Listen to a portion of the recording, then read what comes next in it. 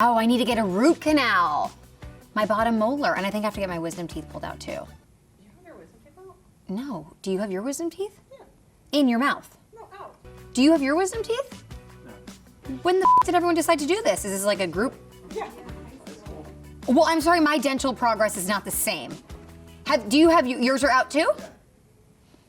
Well, I guess there's just room in my mouth, or has been for longer. I have a big mouth, as we know. So, yeah.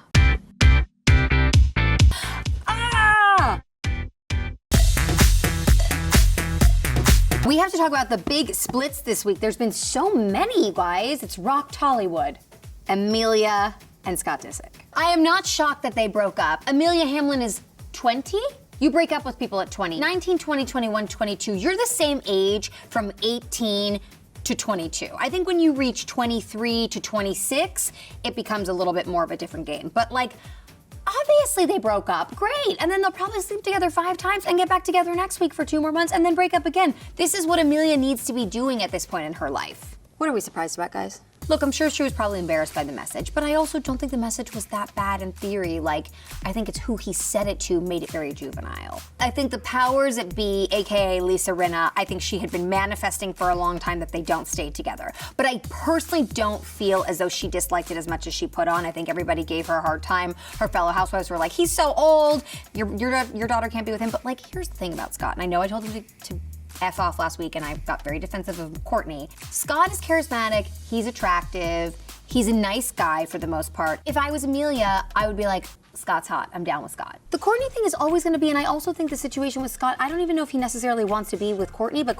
he doesn't want Courtney to be over him.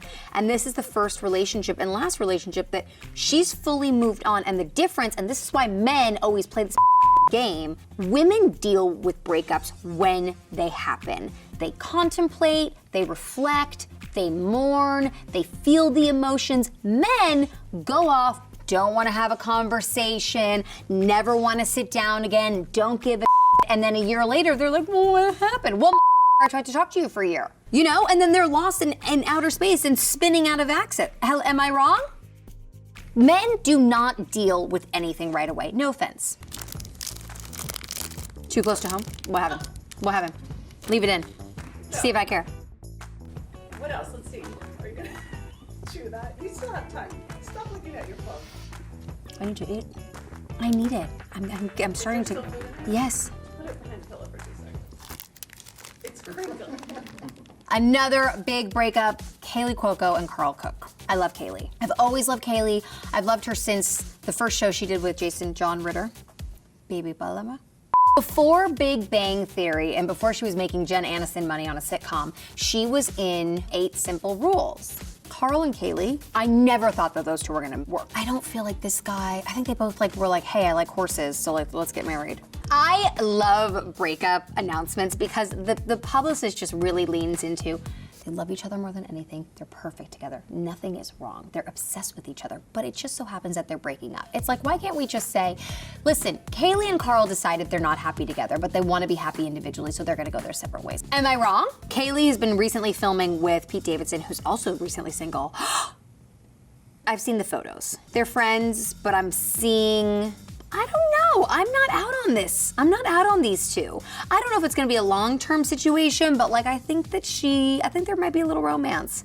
Maybe a short romance. Maybe it'll be after set in a trailer romance a few times, if you know what I mean. I think, listen, people are, when you're filming a movie and you're on set with somebody who's very famous, very charismatic, it's an isolated incident, it's like people don't realize how quickly you fall in love or become enamored by somebody that maybe you wouldn't even normally like, but because of the circumstances so closed off, it's very easy. You start to like things you don't like. I think Pete's very charming and very sweet. I like Pete. He is Pete's and I'm eating.